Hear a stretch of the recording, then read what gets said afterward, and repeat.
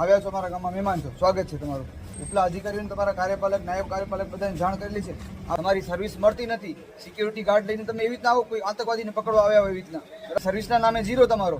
દર મહિને તમે પૈસા લ્યો છો મીટરના બિલના, તો સામે સર્વિસ માણસ માંગી ન માંગે.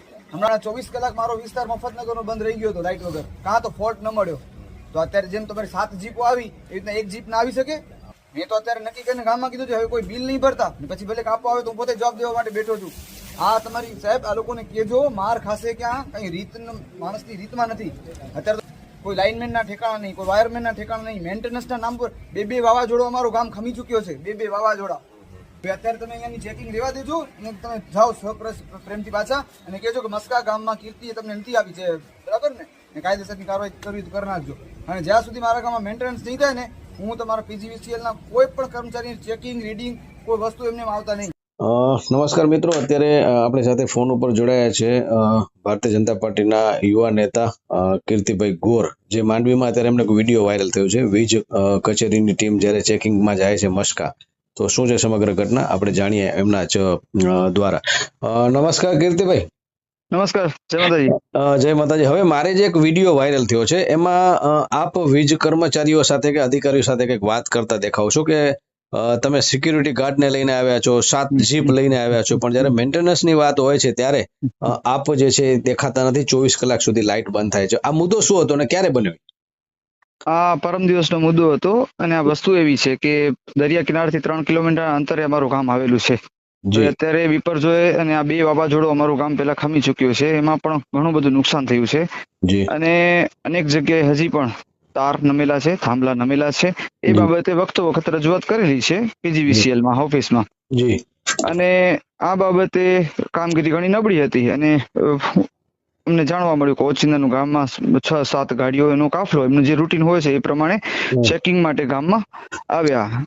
એટલે સ્વાભાવિકપણે આપણે જે લોકો હતા એ કે જેમના કામો નથી થયા જેના વિસ્તારમાં કે જે જગ્યાઓ ઉપર, એ ક્યારથી રજૂઆતો કરતા અને એ જ સંદર્ભે મેં પણ લેખિત અને મૌખિક અનેક વખત રજૂઆત કરેલી હતી.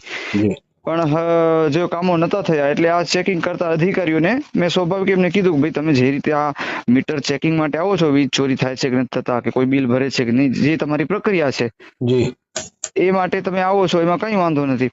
પણ સામે તમે જયારે ગામોમાં લાઇટ નથી હોતી અને આવા મેન્ટેનન્સના કામો બાકી પડ્યા છે ત્યારે આવું કામ પણ થાય છે કે નહીં?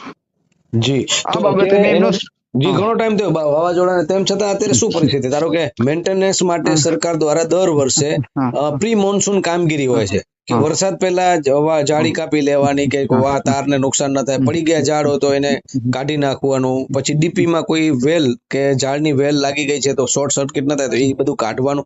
એવું ખરેખર ત્યાં કામ થયેલું છે મસ્કામાં? જો સાવ કામગીરી નથી થયેલું એવું આપણે નહીં કહી શકીએ, પણ જે તૂટતાઓ છે, અધુરાશો છે, જેના કારણે મેજર વીજ સમસ્યા થાય છે. હવે ફોર એક્ઝામ્પલ અમારા ગામમાં 3 ક્રોસિંગો આવે છે, બરાબર?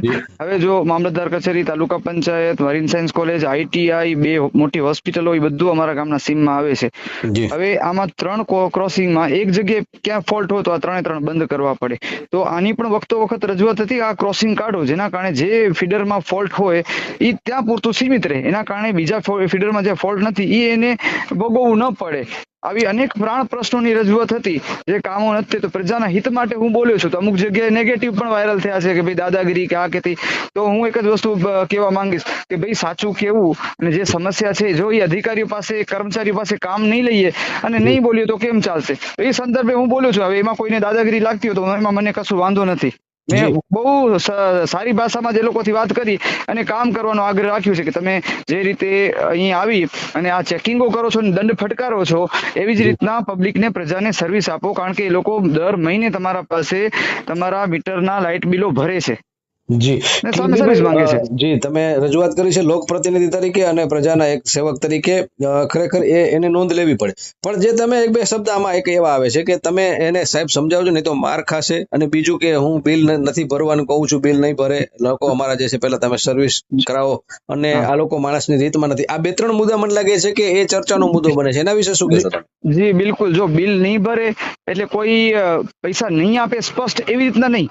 બિલ ભરવા આવશો ત્યારે ઈ તમને કહેશે કે ભાઈ આ અમારું કામ અધૂરું છે, એ પણ તમે કરાવો ને. બિલ અમે ચોક્કસ આપીએ જ છીએ ને. ક્યાં એવા તો કોઈ છે નહીં 5 મહિના 12 મહિના કોઈને બિલ ચડી ગયા હોય જી. અને કોઈ 2 પૈસા આપણને ના પાડે છે, એવી તો વસ્તુ છે નહીં.